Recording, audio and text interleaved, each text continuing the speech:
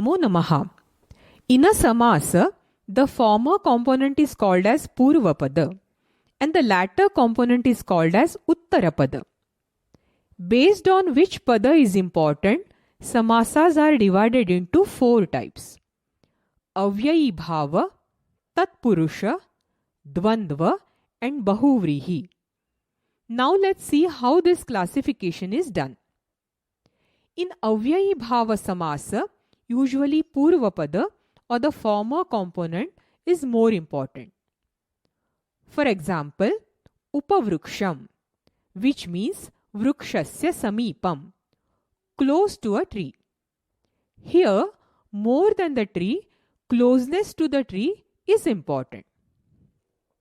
Anurupam, which means Rupasya Yogyam, suitable to appearance. Here, more than the appearance, suitability to appearance is important. Nishchintam, which means Chintayaha Abhavaha, without worry. Here, more than the worry, absence of worry is important. That's why it is said, Prayaha Purva Padartha Pradhanaha Avyayi Bhavaha. We have seen different types of Tatpurusha samasa: Vibhakti Tatpurusha, Upapada Tatpurusha, Naya Tatpurusha, Karmadharaya and Dvigu. In Tatpurusha samasa, usually Uttarapada or the latter component is more important. For example, Ghatamrittika, which means Ghataya Mrittika, mud for making pot. When we say Balika Ghatamrittikam Anayati, the verb Anayati indicates mud and not the pot. Balika Kim Anayati?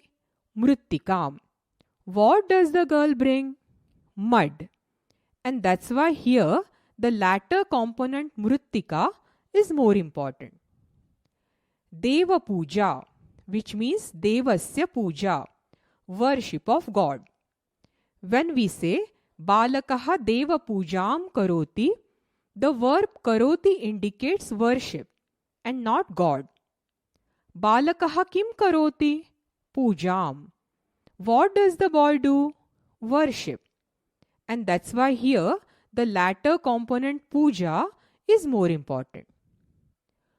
Krishna Meghaha, which means Krishnaha Meghaha, black cloud.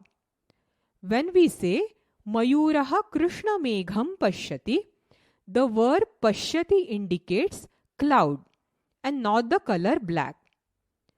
Mayuraha Kim Pashyati? Megham. What does the peacock see? Cloud.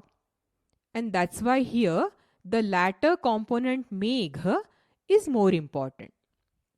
That's why it is said Prayaha Uttara Padartha Pradhanaha Tatpurushaha. In Dvandva samasa, Purvapada and Uttarapada, former and latter, both the components are equally important.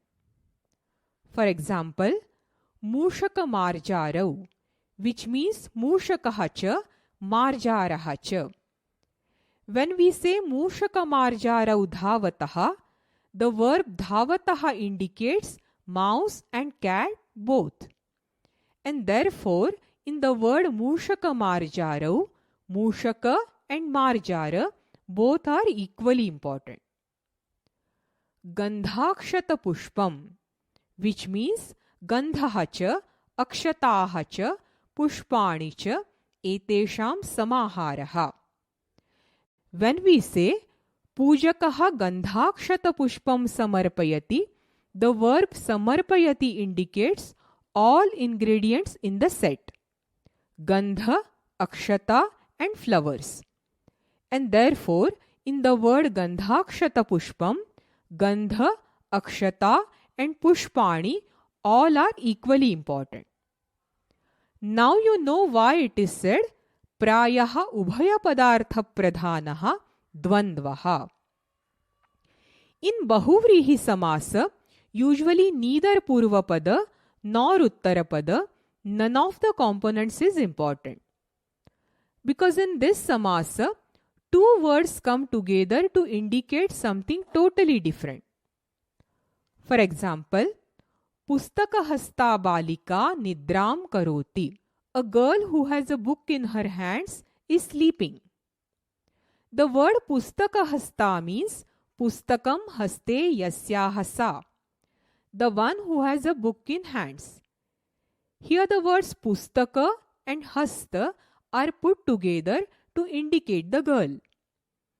Therefore, in this context, neither the word pustaka nor the word hasta is important. The implied meaning balika is more important than both.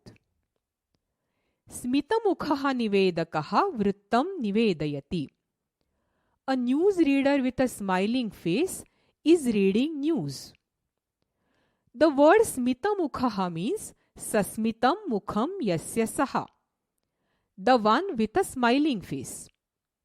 Here the words smita and mukha are put together to indicate the newsreader.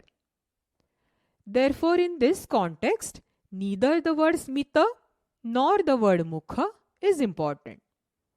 The implied meaning nivedakaha is more important than both. Now you know why it is said prayaha anya padartha pradhanaha bahuvrihihi. So remember the general rules. Purva padartha pradhanaha avyayi bhavaha, uttara padartha pradhanaha tatpurushaha, ubhaya padartha pradhanaha dvandvaha, and anya padartha pradhanaha bahuvrihihi. Dhanyavadaha. Punarmilamaha.